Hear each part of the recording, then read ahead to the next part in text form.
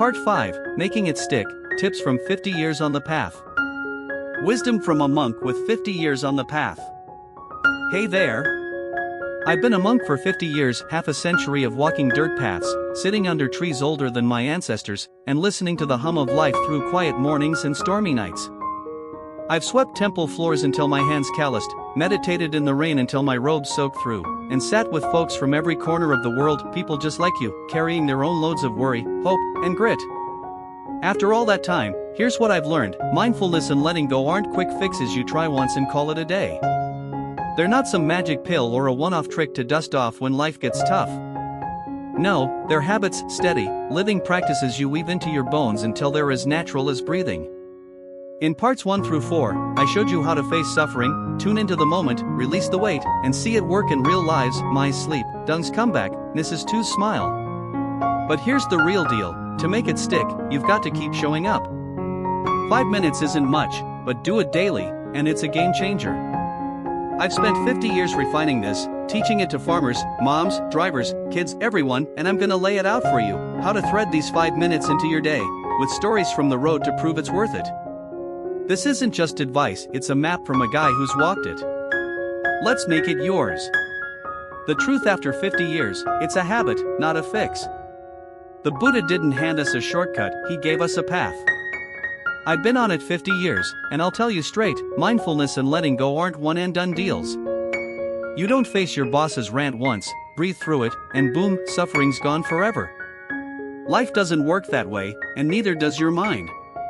It's a muscle, you've got to flex it, day in, day out. I've slipped up plenty, caught myself stewing over a spilled tea kettle or a friend's old slight, even after decades. But every time, I come back to those 5 minutes, and it pulls me through. Think of it like brushing your teeth. You don't do it once a month and expect a sparkling smile, it's the daily grind that keeps the gunk off. Same with this. 5 minutes in the morning, midday, night, it's not about perfection, it's about showing up. I've seen it stick for people who never thought it would, folks who started shaky, stumbled, then found their rhythm. It's not about being a monk, it's about being human. Let me show you how to weave it in, with tips I've honed over 50 years and stories that'll hit home. Weaving it into your day, tips from the path. Here's how I'd thread these 5 minutes into your life, based on a lifetime of trial and error. It's simple, practical, and fits wherever you are: city apartment, rural shack, or stuck in traffic. 3 touch points: morning, midday, night, each a chance to reset, release, and root yourself. I've taught this to hundreds, from stressed out parents to restless teens, and it works when you make it yours. Morning, start with 5 minutes before you leap. Kick off your day with 5 minutes, before you roll out of bed, before the phone pings, before the world crashes in. It's your quiet before the storm, your anchor before the waves hit. Sit up, lean against the headboard, or just lie there if you're still groggy, doesn't matter. Breathe slow, 3 deep ones, in through your nose, out through your mouth, feeling the air wake you up. Watch what's in your head: I'm dreading work, I didn't sleep enough, and let it drift like leaves on a stream. Say, I don't have to fix it yet. Then smile, just a little, a soft "I'm here" to yourself. I taught this to Tuan, that motorbike taxi driver from Part 2, back in Saigon about a decade ago. He'd wake up tense: passengers, traffic, tight cash, every day a grind. Teacher, he'd groan, mornings suck. I said, 5 minutes, Tuan, before you kick that bike to life. He started doing it, leaning against his Honda, breathing, watching today's gonna be held float off, smiling at the sunrise. It's still tough, he told me later, but I start lighter. He made it a ritual: 5 minutes by the curb, and it set his day right. Or take Ellen, the American teacher from Part 4. She'd wake up to lesson plans and chaos, dreading the classroom. 5 minutes, I told her, before your feet hit the floor. She breathed, let "these kids'll kill me" drift, smiled. It's like armor, she said. She kept it up, 5 minutes in her Hanoi apartment, and faced her days with grit. Morning's your launch pad, started with 5, and you're already ahead. Midday, reset when the heat's on. Midday's when life piles up, work's a mess, the kids are wild, the inbox won't quit. Feeling swamped? Step away, 5 slow breaths, check in, let it go. Doesn't need a quiet corner, do it at your desk, in the car, by the stove. Breathe deep, 5 this time, slow and steady, feeling the tension melt. Watch your mind, I can't keep up, this sucks, like clouds rolling by. Say, I don't have to carry it all. Smile, even if it's forced, it'll soften. The office worker from part 4, nailed this. Her boss's rants would hit midday, leaving her rattled. Teacher, she said, I'm a wreck by lunch. I told her, 5 breaths right there at your cubicle. She started sneaking it in, breathing by her monitor, watching He Hates Me drift, smiling at her coffee mug. It's not gone, she said, but I don't crash. She made it her midday reset, 5 minutes between emails, and kept her cool. Then there's Javier, the Spanish cook from part 4. Kitchen chaos, orders, heat, shouting, would peak noonish. 5 breaths, I said, by the stove. He'd step back, breathe, let I'm failing float off, smirk at his spatula. It saves me, he told me. He kept it up, 5 minutes mid-shift, and cooked without cracking. Midday's your pivot, 5 minutes turns the tide. Night, drop the day before you crash. Before you hit the pillow, let the day go, 5 minutes to unload the baggage and say thanks for being here. Sit on your bed, lean against the wall, or lie flat, your call. Breathe slow, 3 or 5, whatever feels right, letting the day's buzz fade. Watch what's left, that fight, tomorrow's mess, and let it drift like smoke. Say, it's done, I'm enough. Smile, then add a quiet thanks for the air, the bed, the chance to rest. Mrs. 2, the lottery seller from part 4, made this hers. Grief for her son kept her up nights, 5 years of restless dark. Teacher, she said, I can't sleep. I told her, 5 minutes, drop it before you lie down. She started breathing by her cot, watching He's Gone drift, smiling at his old jokes, whispering thanks for his memory. I rest now, she said. It became her nightly rite, 5 minutes, and peace crept in. Lynn, the young mom from part 4, too. Kids, chaos, guilt, nights were her battlefield. 5 minutes, I said, after they're down. She'd sit by her couch, breathe, let I'm failing them go, smile, say thanks for her boys. It's my lifeline, she told me.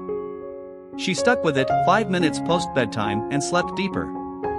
Nights you're close, 5 minutes seals it right.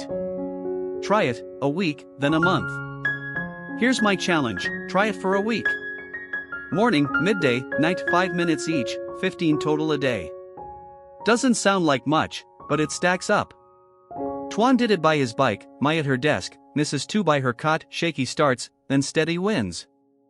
A week turns to a month, and you'll see suffering shift, not a bully kicking you down, but a teacher pointing you to peace.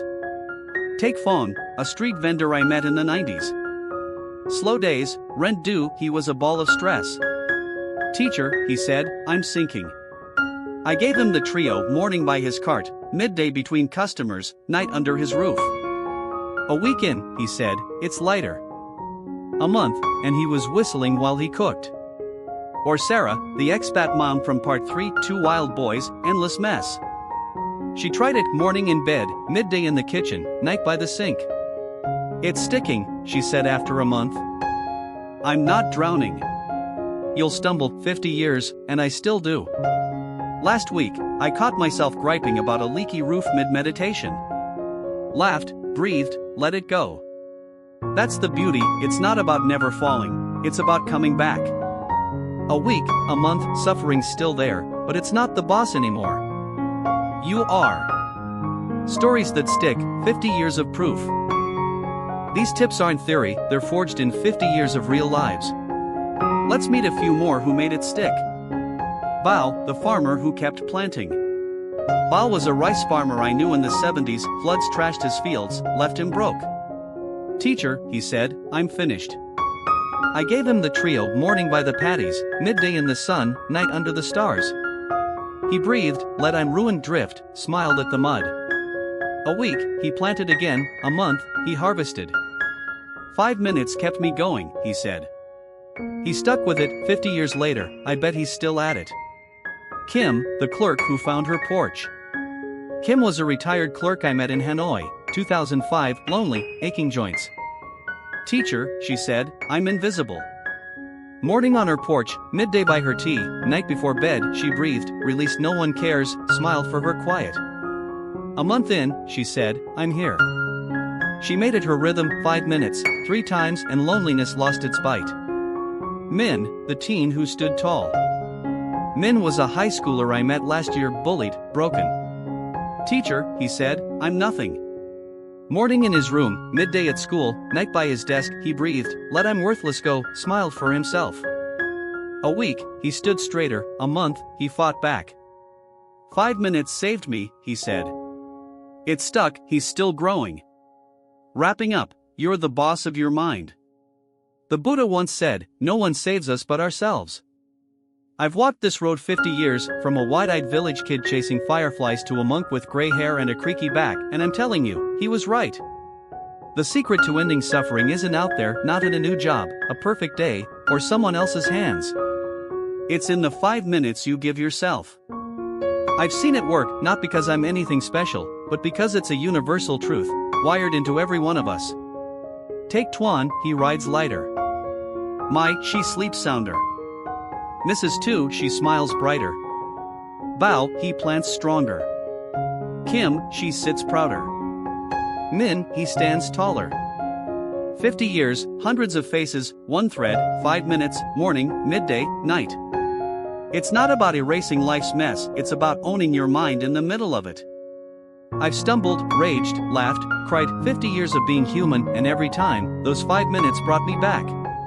So give it a go right now, if you can.